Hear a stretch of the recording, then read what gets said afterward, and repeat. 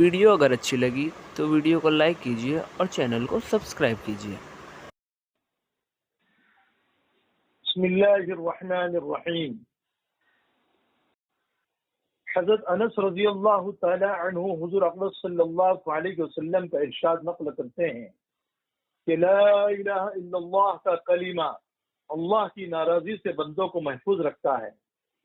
جب تک کہ دنیا کی تجارت کو آخرت کی تجارت پر ترجیح نہ دیں، اور جب دنیا کی تجارت کو آخرت کی تجارت پر ترجیح دینے لگے پھر لا الہ الا اللہ کہیں تو وہ کلمہ ان پر یہ کہہ کر لوٹا دیا جاتا ہے کہ تم جھوٹ بول رہے ہو،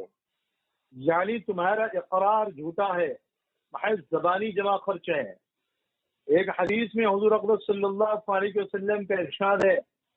کہ جو شخص لا الہ الا اللہ وحدہ لا شریک لہ کی گواہی دے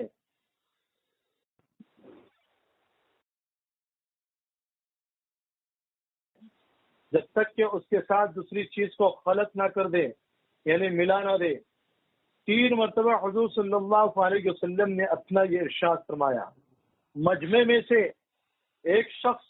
نے عرض کیا میرے ماں باپ آپ پر قربان، دوسری چیز خلط کرنے کا کیا مطلب ہے، ملانے کا مطلب کیا ہے؟ حضور نے فرمایا دنیا کی محبت اور اس کی ترجیح، اس کے لیے مال کا جمع کرنا اور دنیا کی چیزوں سے خوش ہو جانا اور تکبر کرنے والے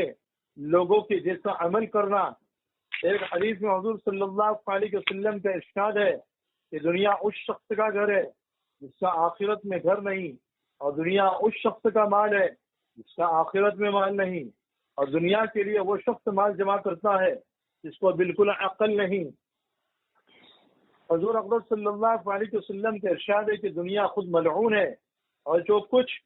اس میں ہے وہ سب ملعون ہے، یعنی اللہ کی رحمت سے دور ہے سوائے اس کے کہ جو حق تعالی جل شانہ کے لیے ہو۔ امام غزالی رحمت اللہ علیہ مذمت دنیا یعنی دنیا کی برائی کی کتاب میں تحریر فرماتے ہیں کہ تمام تعریفیں اور حمد اسی پاک ذات کے لیے ہیں جس نے اپنے دوستوں کو دنیا کے مہلکات یعنی ہلاک کرنے والی اور اس کی آفات سے واقف کر دیا، اور دنیا کے عیوب عائب کی جمع ہے، اور دنیا کے عیوب اور اس کے رازوں کو اپنے دوستوں پر روشن کر دیا، یہاں تک کہ ان حضرات نے دنیا کے احوال کو پہچان لیا اور اس کی بھلائی اور برائی کا موازنہ کر کے یہ جان لیا کہ اس کی برائیاں اس کی بھلائی پر غالب ہے، اور جو امیدیں دنیا سے وابستہ ہیں جڑی ہوئی ہے وہ ان اندیشہ ناک چیزوں کا مقابلہ نہیں کر سکتی جو اس پر مرتب ہے، یعنی جو اس پر آنے والی ہے۔ دنیا ایک چٹ پٹی عورت کی طرح سے لوگوں کو اپنی حسن جمال سے گرفتار کرتی ہے اور اپنی بد کرداری سے اپنے وصال کے خواہش مندوں کو ہلاک کرتی ہے، یعنی ملاقات کے خواہش مندوں کو ہلاک کرتی ہے، یا اپنے چاہنے والوں سے بھاگتی ہے، ان کی طرف توجہ کرنے میں بڑی بخیل ہے، اور اگر متوجہ بھی ہوتی ہے تو اس کی توجہ میں بھی آفت اور مصیبت سے امن نہیں ہوتا ہے۔ اگر ایک دفعہ احسان کرتی ہے تو 1 سال تک برائیاں کرتی رہتی ہے، جو اس کے دھوکے میں آ جاتا ہے اس کا انجام ذلت ہے، اور جو اس کی وجہ سے تکبر کرتا ہے وہ آخر کار حسرت اور افسوس کی طرف چلتا ہے۔ اس کی عادت اپنے عشاق یعنی چاہنے والوں سے بھاگنا ہے، اور جو اس سے بھاگے اس کے پیچھے پڑنا ہے، جو اس کی خدمت کرے اس سے علیحدہ رہتی ہے، اور جو اس سے اعراض کرے یعنی منہ موڑ لے اس کی ملاقات کی کوشش کرتی ہے۔ اس کی صفات میں بھی تقدر ہے یعنی میلا پن ہے، اس کی خوشی میں بھی رنج و غم لازم ہے، اس کی نعمتوں کا پھل حسرت اور ندامت کے سوا کچھ نہیں۔ یہ بڑی دھوکہ دینے والی مکار عورت ہے، یعنی یہ دنیا بڑی بھگوڑی اور ایک دم اڑ جانے والی ہے۔ یہ اپنے چاہنے والوں کے لیے نہایت زیب و زینت یعنی خوبصورتی اختیار کرتی ہے، اور جب وہ اچھی طرح اس میں پھنس جاتے ہیں تو دانت دکھانے لگتی ہے اور ان کے منظم احوال کو پریشان کر دیتی ہے، اور اپنی نیرنگیاں یعنی مکر و فریب اور دھوکے بازیاں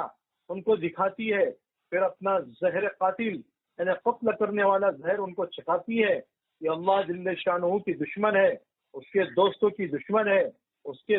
دشمنوں کی دشمن ہے، اللہ جل شانہ کی دشمنی اس طرح سے کہ اس کی طرف چلنے والوں کی رہزنی کرتی ہے، یعنی اس کے اوپر ڈاکہ ڈالتی ہے کہ اللہ کی طرف نہ چلے. اس کے دوستوں کے ساتھ دشمنی اس طرح کرتی ہے کہ ان کے دل لبھانے کے لیے طرح طرح کی زینتیں یعنی خوبصورتیاں اپنے اوپر لاتی ہے، جس سے وہ اس طرف ملتفت ہو کر متوجہ ہو کر اس سے قطع تعلق پر صبر کا کڑوا گھونٹ پیتے ہیں. اور اللہ جل شانہ کے دشمنوں سے دشمنی اس طرح کرتی ہے کہ اپنے مکر و فریب سے ان کو شکار کرتی ہے، یعنی اپنے جال میں پھنساتی ہے. اور جب وہ اس کی دوستی پر بھروسہ کرنے لگتے ہیں تو ایسے وقت ان کو ایک دم ادھر میں چھوڑ دیتی ہے، یعنی بیچ راستے میں اس کو چھوڑ دیتی ہے، جس وقت کہ وہ اس کے سخت محتاج ہو، جس سے وہ دائمی حسرت یعنی ہمیشہ کا افسوس اور دائمی عذاب میں مبتلا ہو جاتے ہیں. قرآن پاک کی آیت کریمہ اور حدیث شریفہ میں کثرت سے دنیا کی مذمت وارد ہوئی ہے. جگہ جگہ پر اللہ رب العزت نے دنیا کی مذمت اور دنیا کی برائی بیان کی ہے. اس لیے ہر مسلمان کو یہ چاہیے کہ وہ دنیا کے پیچھے پڑنے سے بچے رہے، یعنی دل میں جو ہے نا بالکل دنیا نہ آئے، ظاہر میں تو رہے لیکن دل کا تعلق صرف اللہ کی ذات سے ہو، اس کے رسول کی ذات سے ہو، اور جو ہے یعنی حضرت محمد صلی اللہ علیہ وسلم کی سنتوں کے ساتھ میں ہو، دنیا کے ساتھ میں دلی تعلق نہ ہو. اللہ ہم سب کو عمل کی توفیق نصیب فرمائے. آمین.